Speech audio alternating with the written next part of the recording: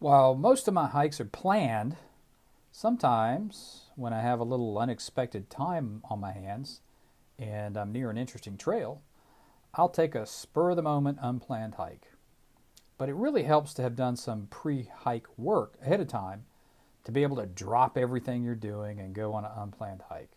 I know it's starting to sound a little bit like a planned hike, but bear with me for a minute and I'll explain. In today's episode, I'm taking one of these spur of the moment hikes. As I've mentioned in previous episodes, I generally keep a hiking day pack with me that has everything I might need for a day hike except for food and water, which I add just before the hike in quantities necessary for the length of the hike. If you're traveling by airplane, remember to remove your pocket knife, bear spray, and anything that'll get you in trouble with the TSA if you're going to carry the bag on the plane. Alternatively, you can check the day pack if you want access to those items during a potential hike. You can easily review TSA's restrictions on their website.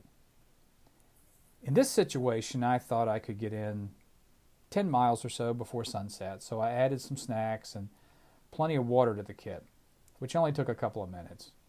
The trick is keeping the pack with you when you're traveling so that it's readily available if you decide to take a spur-of-the-moment hike. The other thing that I do frequently when I have a little free time is to take some time to check out possible trails in areas that I'm traveling to in the near future so that I have a basic understanding of my hiking choices ahead of time in case I have time to squeeze in a hike. That's what I did on this hike. I'd already taken a hike on the Mountains to Sea Trail on a previous episode, so I had already done my research while preparing for that previous hike. While I enjoy these spur-of-the-moment hikes a lot, for many of us it can be very difficult to find time available to do this as we live incredibly busy lives. But if you're not going to be in the area again, or at least not for a very long time, and there's a trail that you want to hike, try to squeeze in a hike, even if it's a short one. In today's episode, I'm hiking two more subsections of the Falls to Lake Trail section of the Mountains to Sea Trail, as it's likely that I'll not be back in the area for quite some time. I'll start at the trailhead at the Barton Creek boat ramp and hike to the trailhead on Highway 98. From there, I'll continue on the trail to the trailhead at the Shinleaf Campground in the Falls Lake Recreation Area, which is part of the North Carolina Park System. I'll then make a reverse trip back to the trailhead at the boat ramp where the Goosemobile will be parked. Total distance of my hike will be a little over 10 miles, and much of my hike will be in very close proximity to Falls Lake, so there should be a lot of nice scenery and hopefully some wildlife too.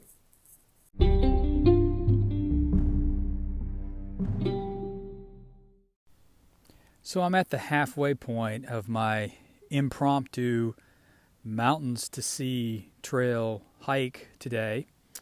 I'm over 5 miles so far, and I'm at the Shinleaf Campground. The campground appears to be open year-round, as I see a tent here. It's a nice campground. There's a large parking lot here. I would say most of the people that camp here drive here and then carry their gear to their campsite. They can't pull right up to the campsite or anything. But it would make a good stopping point for a through hiker on the Mountains to Sea Trail if they're in this area. Should be quite convenient as the trail comes right through here. My hike this morning was very nice so far.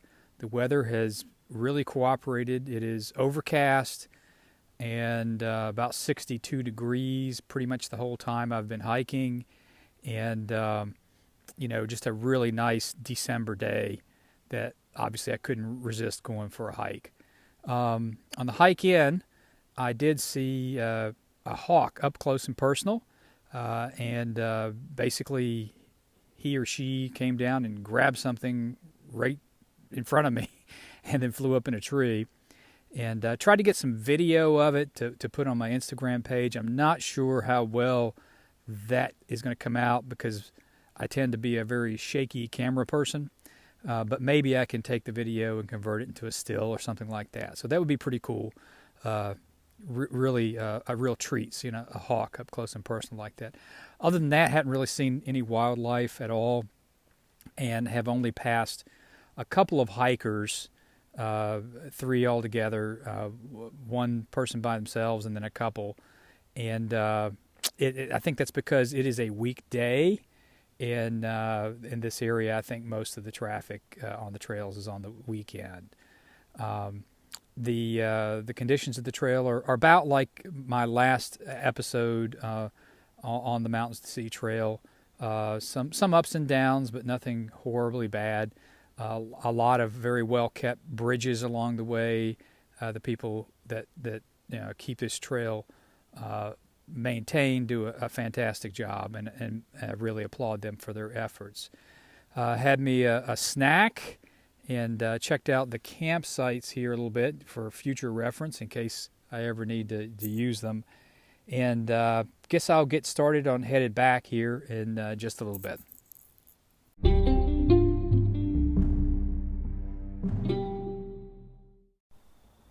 So I completed my hike today, which was a little over 10 miles, when I returned to the Upper Barton Creek boat launch parking lot. It's a rather large parking lot here. Tons of room for hikers, and the Mountains to Sea Trail actually crosses the parking lot.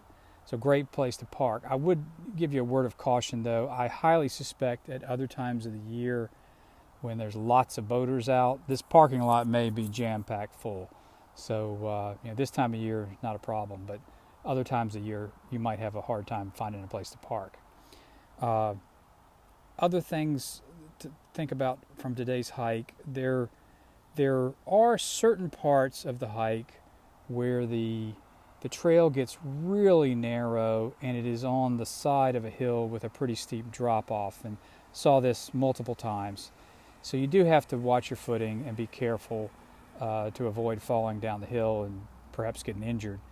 Granted, it's nothing like falling down a mountain, but it's still pretty steep and a pretty big drop-off in certain places, so do be careful of that. I did run into a few more hikers. Most of them were people walking their dogs, so this is obviously a very popular dog walking trail.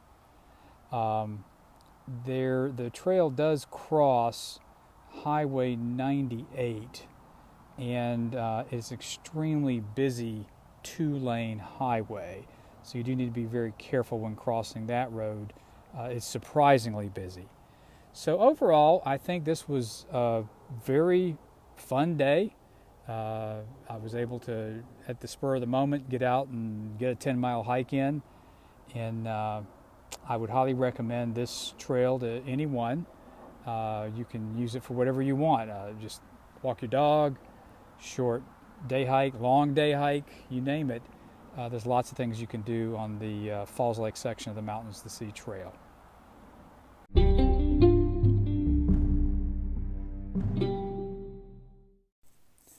Today's hike was a lot of fun.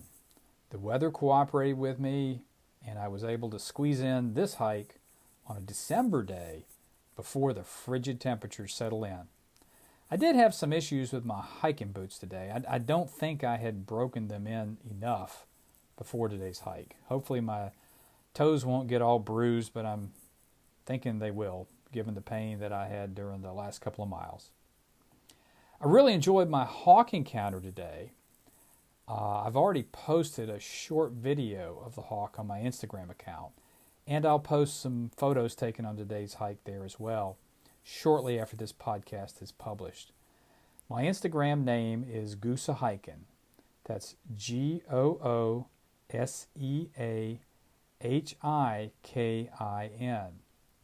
I would also like to chastise some of the people that I encountered on my hike today. It's hunting season, and much of the hike was on game lands, and only one person I encountered was wearing blaze orange. Thanks for listening to the podcast in 2022. I hope you enjoyed it, That's a wrap.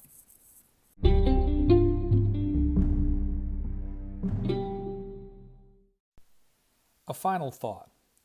Enjoying the great outdoors is exciting and fun, but don't engage in strenuous physical activities that are beyond your capabilities or your physical condition.